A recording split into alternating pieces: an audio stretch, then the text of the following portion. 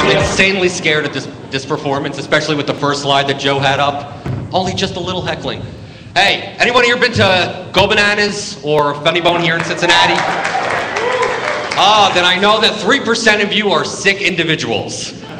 Because you've been at my shows and you've prevented me from doing my job. I've been doing comedy for 14 years. I've heard every possible heckle that could possibly be imagined. Ethnic heckles, anything. I'm Howdy Doody, I'm Richie Cunningham, I'm Opie. I've heard everything. And you have too. Everyone in this room has had Microsoft Office. You've gotten that clippy guy that gets in your business. I see you're writing a letter. Can I help you? You can't find the setting to take it off.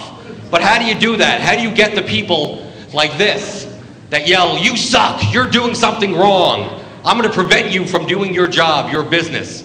How do you get them to pretty much shut the fuck up? And that's what I do, and I do it by healing them, because they're sick individuals.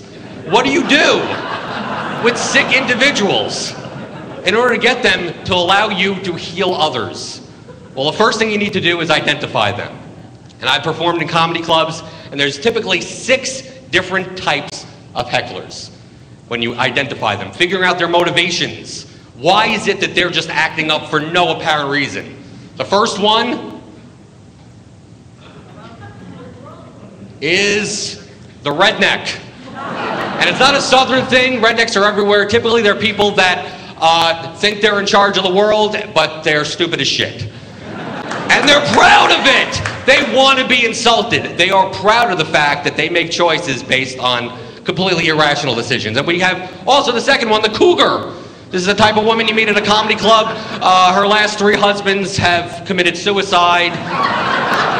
But she thinks that she's the biggest thing, the biggest gal at the ball. Well, what do you do with these people? You deflect it.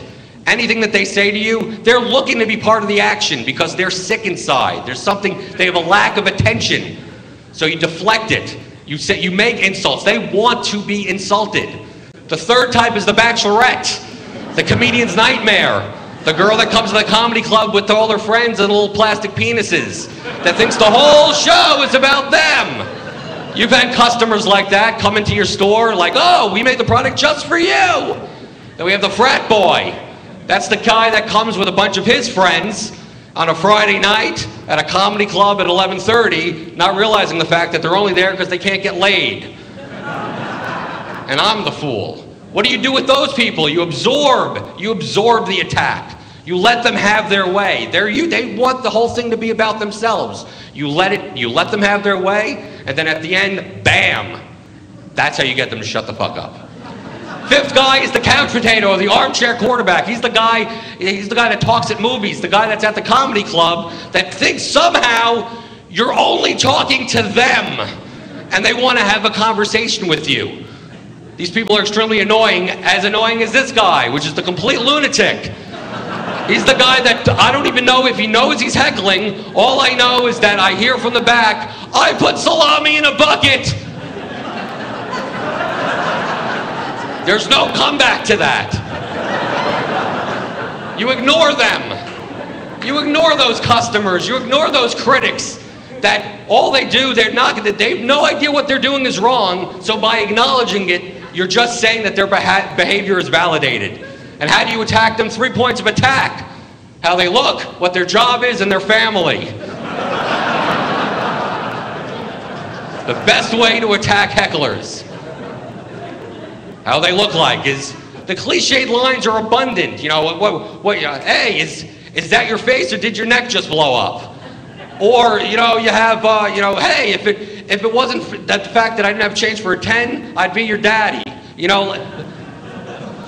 Obviously the most famous one is, do I go to your job and knock the mop out of your hand? Or if you're so inclined, the R-rated version, do I go to your job and slap the dick out of your mouth? The comedian's comeback line. And you do this to heal them. These are sick individuals, and by doing that, maybe they'll go out and go to your businesses and your customers and your walks of life and not do it to you. So that's why I do my job as a comedian, to take the abuse so they don't go off into society and do the same thing to you. Thank you very much.